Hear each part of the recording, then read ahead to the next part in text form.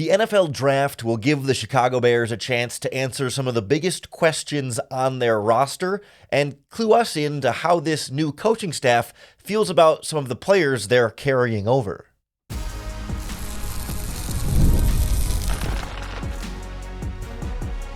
You are Locked On Bears, your daily Chicago Bears podcast. Part of the Locked On Podcast Network, your team every day. This is Locked On Bears, and I'm your host, Lauren Cox. I'm here to bring you your daily, in-depth Chicago Bears news and analysis. You can follow me on Twitter at CoxSports1. And you can follow the podcast at Locked On Bears on TikTok, Instagram, Facebook, Twitter, and the Locked On Bears YouTube channel, where you can keep up with all of our video podcasts as well. Thanks for making Locked On Bears your first listen today. We're part of the Locked On Podcast Network, your team every day. And on the show today, I want to go through the biggest questions for the Bears to answer in the NFL Draft. We'll take a look at just how much influence Ben Johnson and Dennis Allen will have on this Bears draft board and draft class. We'll find out how confident Ben Johnson is in these Chicago Bears weapons, still there for Caleb Williams, by how much of a priority they make that position. And we'll also find out more generally which young players on the roster this new coaching staff believes in and which ones they think need some more competition because we're just not sure if that player's really going to put it all together.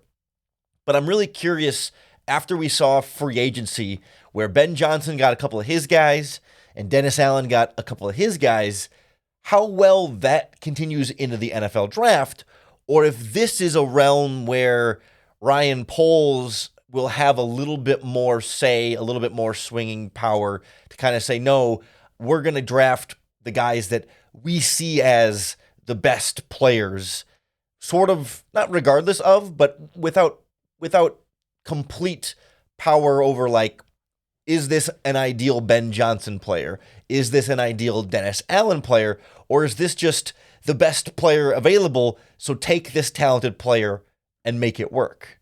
Right? When we think about how they went through free agency with the trades and the signings that they made, they went and got a guard that Ben Johnson used to work with in Detroit, in Jonah Jackson. They went and got another top guard in the trade market in Joe Thuney, who Ryan Poles had familiar with. They got the top center in Drew Dahlman. Like, clearly, Ben Johnson came in and said, I want to overhaul, fix, and prioritize the interior of this offensive line. And Ryan Poles got those guys for Ben Johnson. They didn't spend a lot at wide receiver. They didn't go out and add at running back. They didn't add an offensive tackle. They didn't get much at tight end. They got what Ben Johnson wanted on his offensive line. And same thing on the defensive line, right? They go out and get a big-bodied, long defensive end in Dayo Odeyingbo that fits the mold of the type of player Dennis Allen has typically preferred and coveted at the defensive end position. And then they add a really solid, strong, consistent veteran leader on the interior in Grady Jarrett that Dennis Allen coached against a lot and really wanted to have as a part of this interior defensive line. Like, these were two guys that fit exactly what Dennis Allen would like. There was a clear, strong influence on getting these coaches their guys that they were really fired up about in free agency to say, hey, we need these veterans that are going to be key pieces of what we want to be able to accomplish as these new Bears coaches. But the NFL draft might be a little different, or could be a little bit different, and how much different or not, I think will tell us a lot about how much influence Ben Johnson and Dennis Allen have on the Bears draft board. Because obviously, Ben Johnson and Dennis Allen can't influence who's going to be there when the Bears are picking at 10. And maybe, there's going to be situations where, Ben Johnson's guy or Dennis Allen's guy is the top option available anyway, so you take them. And there's going to be times when maybe Ben Johnson's guy or Dennis Allen's guy, their type of player isn't necessarily the best player available on the board. And that's where you start to narrow this down, where it's like, if you're Ryan Poles, are you drafting players specifically because that they're the ideal scheme fit for what your coaching staff prefers? Or are you going to take the best, most talented player available and have your coaching staff make it work because you're going to say, hey, this is a really good player, even though maybe it doesn't do exactly the kind of things we do.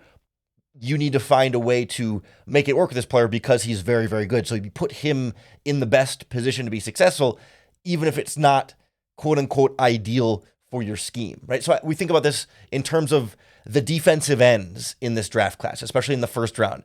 There are bigger, longer defensive ends that kind of fit more what Dennis Allen has preferred. Somebody like Mykel Williams from Georgia or Shamar Stewart from Texas A&M.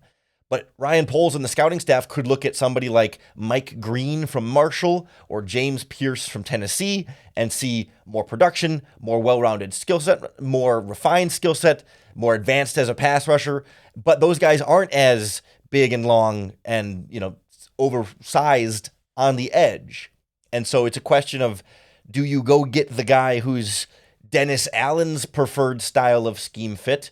Or if you're the scouting staff, you say, we really think Mike Green or James Pierce, whoever is going to be the better player, then who gets the final say there? Like, what's the priority there? And it's not just the defensive end positions, but I think about at cornerback. We know Dennis Allen is a coach who's going to run more man coverage than what the Bears have run in the past. It's not extreme man coverage, but Dennis Allen might prefer a corner that has some more man coverage skills that they can trust in one-on-one situations, and because you can kind of buffer the zone with safety help over the top, but when it's man-to-man coverage, you need that man-to-man guy. But if there's a really good corner that maybe isn't as special in man-to-man, but just has elite zone instincts and ball skills, like what becomes the priority there? Maybe the all-around better player, or a player that's more of a specific scheme fit to what Dennis Allen might like. Same thing on offense. I think about with the running backs, right? You get Dennis. We know Ben Johnson is going to run a lot of outside zone and more zone concepts. So then, are you only drafting the zone running backs like Caleb Johnson, or if you look at guys that ran more gap scheme stuff in college, like if you think they're a better, more talented running back, how much does scheme fit and coach preference play in there? I think you can make a similar case on the offensive line for the same reasons, right? Offensive linemen who can get out in space and zone, or is there a better all-around prospect that is fine in zone, right? It's about specialties here. You're not going to draft a player that just straight up can't do what your coach is going to ask them to do, right? There is a line there somewhere, but we're talking about talent versus ideal fit. And you might just say, well, hey, this player didn't run a lot of outside zone in college, but we think he's super, super talented and can do it at this next level. So let's get the more talented player, even if he hasn't always been the ideal scheme fit, and we'll make him a scheme fit by, in some ways, molding the scheme a little bit around him, or finding a role within the scheme on either side of the ball that can utilize that player to the best of his abilities, even if it's not neatly in the box that Ben Johnson might prefer on offense or Dennis Allen might prefer on defense. So I'm really curious to see how they manage those preferences of overall talent versus potential scheme fit, and what that tells us about how much influence these Bears coaches are having on the draft board, getting guys for the coaches versus just getting really good football players and telling the coaching staff, hey, this is a really good player. You find a way to make it work, because if you can't make him work, then you're the problem, not him, because this is a really good, talented football player that we have to get in this draft because we believe in him. In the converse there, I also think what positions the Bears decide to invest in will tell us a lot about how they feel about what they have on the roster and what they don't have on the roster. In particular, I'm curious how much of a priority ultimately does get put on weapons like running backs, tight ends, and even wide receivers, or if they go through the draft and don't address it much, then they've got a lot of confidence in what the Bears have here. So we'll take a look at where the Bears stand from a weapon standpoint and what investment could look like in this draft class next on Locked On Bears. This episode of Locked On Bears is brought to you by Gametime, the best way to get tickets for all of your favorite live events, especially with the NBA playoffs going on right now. If you want to get out there and see your team, every bucket, every defensive stop, every moment feels huge, especially when you're in the arena. And with Gametime, you could be part of it without the stress of last-minute ticket hunting. I have the Gametime app on my phone, and I use it all the time. I just went and saw the comedian Tom Segura this past weekend. You've got my tickets on Gametime, but you can also go to Bears games on Gametime. You can see theater shows. I mean, you name it, they've got it. Concerts on Gametime. The app is a great ticket buying experience. They've got last minute deals and all in pricing with no surprise fees at checkout. So what you see is what you pay. Take the guesswork out of buying tickets with Gametime. Download the Gametime app, create an account, and use our promo code LOCKEDONNFL for $20 off your first purchase. Terms apply. Again, create an account and redeem our code LOCKEDONNFL for $20 off. Download Gametime today. Last minute tickets, lowest price, guaranteed. How and when the Bears invest in the skill positions in this draft will give us a good sense of how they feel about the weapons they have around Caleb Williams and Ben Johnson's level of confidence in the weapons already here for him to be able to work with, because that's kind of been the overlooked aspect of the offseason process, right? They put so much in the trenches. Multiple trades for offensive linemen, a big free agent contract for offensive linemen. And because they invested so much there wasn't as much salary cap space and other investment to put at wide receiver, at tight end, and at running back. And they haven't made very significant investments there. They added a couple of wide receivers with some return ability. We've talked a little bit on the podcast about Olamide Zaccheaus, who they brought in from the Washington Commanders. And then Devin Duvernay, who spent this past season with the Jacksonville Jaguars, had been with the Baltimore Ravens before that. Neither one of those guys was particularly expensive or any kind of big splash free agent signing, but Zaccheaus can be a number 3 wide receiver in the NFL, and between Duvernay and Tyler Scott and some of the other guys, you can piece together, 4, 5, or 6 wide receivers based on what they have now. Like, the Bears don't have to draft a wide receiver. They don't have to draft a tight end, even though they got rid of Cole Kmet's backups from last season. They signed Durham Smythe from the Dolphins, who's been very, very underwhelming in the last few seasons of his NFL career. So they could really use a number 2 tight end, a tight end upgrade. It would be nice to draft one in the draft, but you don't necessarily have to there. You've got Cole Kmet. How important is the number 2 tight end? The Lions for a while were going with an undrafted free agent, Wright, as their, I can't think of his first name off the top of my head, as their number 2 tight end in Detroit. Like, he's a guy who was kind of just a blocker. Brock Wright, mostly just a blocking number 2 tight end, doesn't have a ton of playmaking ability. It hasn't been a huge priority for Ben Johnson's previous offenses. Just like number 3 receiver hasn't been a huge priority for Ben Johnson's previous offenses. Of course, Amon-Ra St. Brown is great. They drafted Jameson Williams in the first round. Like, that's their DJ Moore-Romadunze level of talent. I mean, different styles of players, but you get what I mean. And then their number 3s were, Tim Patrick and like Quintez Cephas and, Josh Reynolds. Like, these are not heavily invested elite number 3 wide receivers. And so they don't have to go through the draft and address those spots. And running back is right up there with it. The Bears have DeAndre Swift and Roschon Johnson. Like, that's a decent enough running back combination that underwhelmed last season, but they can get the job done with a good offensive line in front of them. You don't have to address any of the 3 positions.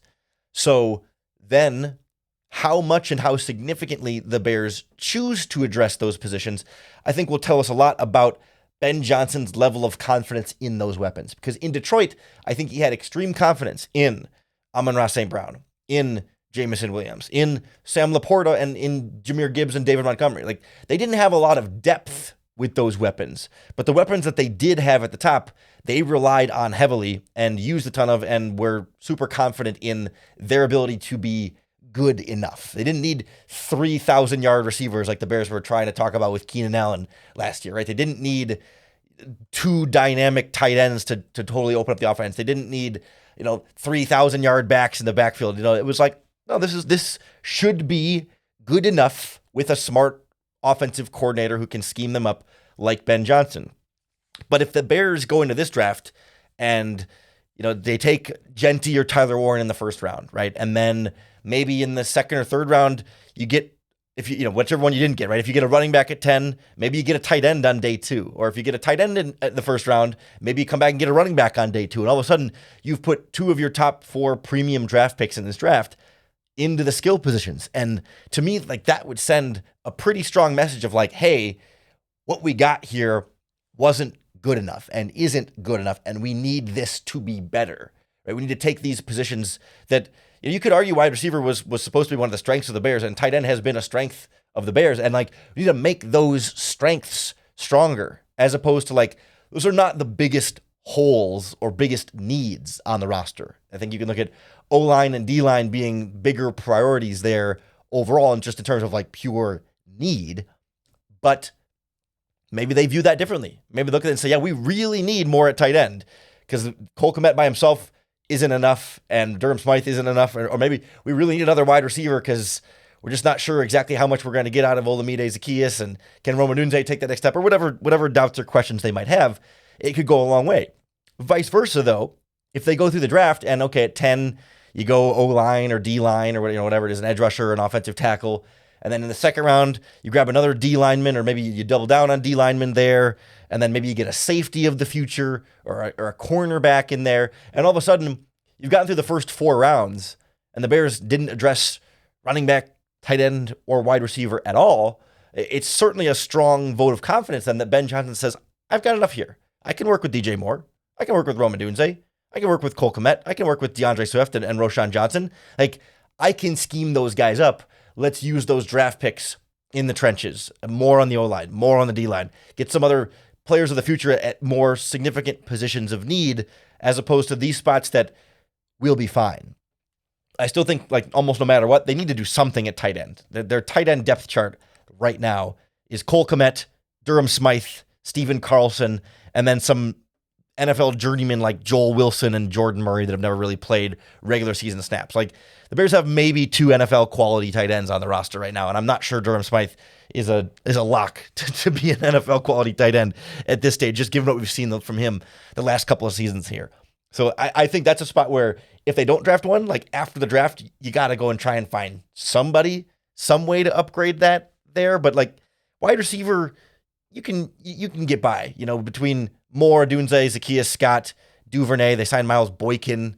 They got Samori Toure from last year, and a running back. Travis Homer can be your number 3. Ian Wheeler can be your number 4. Like, you'll be okay there. And so how that is prioritized with wanting to keep building in the trenches will be really interesting to see. And I think it'll be a reflection of Ben Johnson's confidence in that group versus Ben Johnson saying, no, I need some different weapons in there, because I watched these weapons the last couple seasons and they've been underwhelming. And it's not just the previous offensive coordinators, it's not just the play callers, but it's the route running, or it's the playmaking, or it's the hands, or whatever it is. Like, maybe, just maybe we need more. And the draft will tell us how confident Ben Johnson actually is in those Bears weapons. And I think that same style of conversation expands beyond just the weapons themselves, but like specifically the recent draft classes, the young players, mainly like not the first round picks, but the recent young players the Bears have on this roster that the last couple of seasons, the Eberflus coaching staff has been trying to develop. And some of them have developed well, some of them maybe not as well. And whether or not the Bears decide to add competition to those specific players, I think will tell us how they feel about those players individually. So I want to look at some of the other young players that we'll get some answers to just how this coaching staff, what kind of confidence the coaching staff may or may not have in their future development, next on Locked On Bears. This episode of Locked On Bears is brought to you by Amazon Fire TV. Did you know your Amazon Fire TV can also be an Xbox? That's right, you can turn any TV into your gaming and entertainment hub with Fire TV Stick 4K devices. No console required.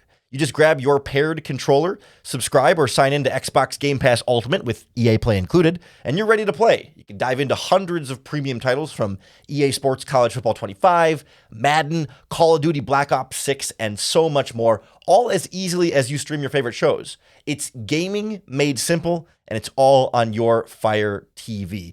It's more affordable than the console, and it's easier to travel with. So you can take your games or your kids' games on the go wherever you plug in. All from the same device that helps you stream your favorite services like Netflix and Prime Video and Disney and Max and so much more. So head to Amazon.com/Fire TV Locked On to get started. Xbox Game Pass Ultimate subscription and compatible controller required. Available on select devices, including Fire TV Stick 4K, Fire TV Stick 4K Max, and Fire TV Cube. Some of these Bears young players, recent draft picks from the last 3-ish years, they could be in for some competition. This draft class could be a wake-up call for some of them that say, hey, just because Ryan Poles drafted you doesn't mean this coaching staff is going to have the same faith in you that the previous coaching staff that drafted you had in you. That, yes, maybe Matt Eberflus or Shane Waldron or Luke Getsy had some big vision for what you were going to be in the NFL. But that coach who had that vision and has invested in your development is gone. And this new coaching staff that comes in has never worked with you. And they probably watched your college tape and had some kind of draft opinion on you, but like, they're not coming in with any sort of preconceived idea of what they think you can become or how much they've invested in you. And, we've got to keep investing in you because we've already put so much time and effort. Like, not this coaching staff. And so how this draft addresses some of the same positions where the Bears already have younger players will tell us a lot about how they view said younger players. Like, I think right away at defensive tackle, I think this conversation applies more to Zach Pickens, the third-round pick from 2023, than Gervon Dexter, the second-round pick. Because I think we've kind of got the sense that Dexter's doing well. He's developing at the rate they want to see. We're still trying to figure out, are they going to move him to defensive end or defensive tackle? That's been intentionally vague from Dennis Allen, and I think that's a result of, like, they want to see how the draft goes first, and then depending on what they get, they might move him around based on what else they can draft. But when and where and how they invest in the defensive tackle position, I think could tell us a lot about what they view for Zach Pickens. Because, if you look at the Bears defensive line right now, you've got Grady Jarrett and Andrew Billings and Gervon Dexter and Zach Pickens, and like, that's a pretty solid four. Plus, they re-signed Chris Williams, who they had traded for at the end of training camp last season, who had some upside there as an interior pass rusher. It's not as though defensive tackle has a major hole. You can certainly see the need for adding more younger talent when the guys like Billings and Jarrett are on the wrong side of 30, but it's not a huge hole. And so if they draft, say, a nose tackle in the second round, that's going to be tough billing for Zach Pickens. I guess billing pun not intended there. Or, if they draft a 3 technique, does that tell you something about what they want to do with Gervon Dexter? Or if they go through the first 3 rounds of the draft and maybe they get a defensive tackle in the 5th or the 7th to add some young depth there, but maybe that tells you, hey, they still have a lot of faith in Zach Pickens, and they're fully confident in Gervon Dexter, and that they think those young guys are still the future of this defensive tackle position, despite Pickens particularly having a difficult first 2 seasons of his career. I think it'll tell us a little bit about how they feel about those guys. Same thing at defensive end with Austin Booker. As a 5th-round pick last season, expectations should still be low. But how early do they draft an edge rusher? Do they see Booker as someone who can be a really key pivotal part of this rotation? Or do they see Booker as a really raw developmental prospect that we can't count on this year, so we got to get somebody else, and we're going to make him the number 4, number 5 defensive end in this rotation? He'll play occasionally, but mostly be a practice guy and a true backup and a special teams player until he gets a couple more years under his belt of refining his game and adding strength and all those different things. Throw in Noah Sewell at linebacker in the same conversation. Jack Sanborn's gone. They didn't replace Jack Sanborn. They didn't really add anything of note at linebacker. And so right now is your 2023 5th-round pick Noah Sewell your 3rd starter linebacker in your base defense? Or do the Bears go out and use a 3rd-round pick at linebacker? I don't think it's out of the question that I don't think they're going to use one, certainly not in the 1st round and probably not in the 2nd round, but if they could use a premium pick or at least a decent pick on a linebacker that could step in and be competition for Sewell and maybe be that starter as a rookie and then maybe replace Tremaine Edmonds next year or however that ends up looking. Or have they watched Noah Sewell for 2 seasons and say, this guy's coming along. Yeah, he hasn't a lot of opportunities, but we think he's developed really, really well, and we're perfectly ready for Sewell to step into that Sanborn role, and we're good to go. And maybe we'll draft a linebacker in the 7th round for some depth, but don't really need to make any sort of big investment there because we like Sewell that much. Or they say, hey, we haven't really seen that much from Sewell. Even after 2 years, he's a 5th-round pick.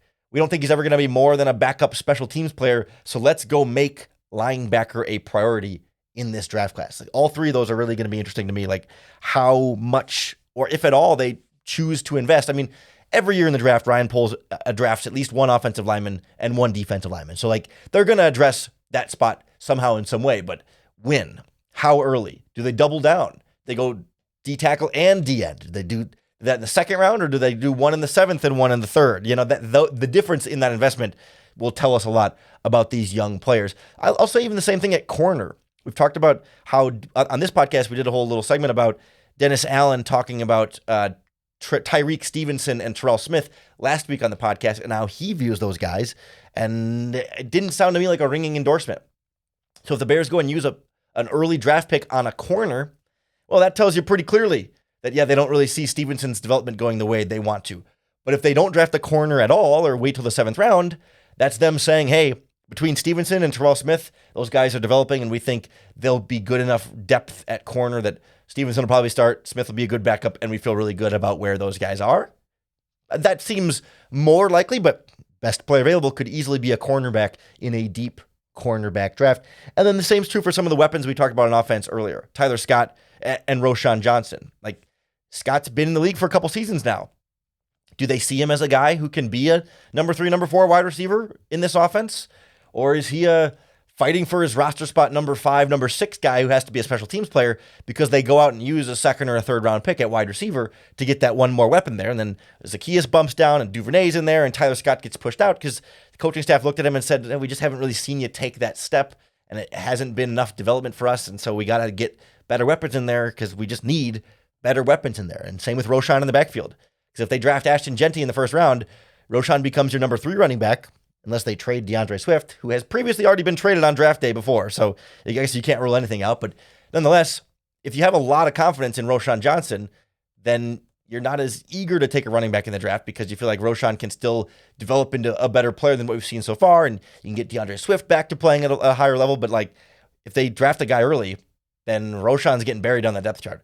Or even if they draft a guy anytime before the 5th round, really, like Roschon's going to have some real competition there, and it's going to push him to have to sink or swim there. And can we even throw Karan Amagaji slightly in this conversation? I mean, I know Dan Ruchar, the offensive line coach, kind of said you can't judge Karan because he was hurt all of last offseason and never really got a training camp or a preseason, so he was thrown in there with no real preparation. They're basically telling you, we don't know if Karan's good or not, but we definitely aren't giving up on him just yet.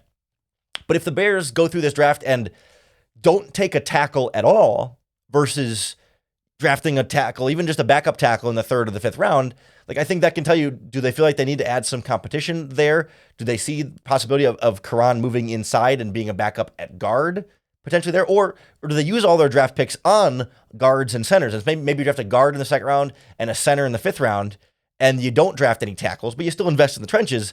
And it's a pretty clear message of like, we still believe in Karan Amagaji, and we think Braxton Jones can get healthy and be a quality left tackle. Like it sends a message either way when there's positions they didn't address in free agency, and then how they choose to address it in the draft is kind of their last big opportunity to tell you what they think about those players. Because they told us what they thought about the interior offensive linemen. Jenkins gone, Coleman Shelton gone, and Nate Davis had already been long gone. DeMarcus Walker gone on the defensive line. Like they clearly said, hey, this is the priority and we need to upgrade it. And so in the draft, 1st round pick, 2 2nd round picks, and even a 3rd round pick is another way of another way of them telling us, here's another big priority for us. Here's how we're addressing that big priority. However the Bears address that priority, you can be sure we're going to break it down for you right here in the Locked On Bears podcast. We're going to talk to our friends from Locked On College podcast, from the schools where the Bears players are drafted. We'll talk to our Locked On NFL draft analysts and so much more. So we're going to have all your Bears draft coverage for you right here in the Locked On Bears podcast feed. So make sure you hit the subscribe button on YouTube or wherever you listen to podcasts, because that's going to be the best way to keep up with all of our daily, in-depth Chicago Bears news and analysis.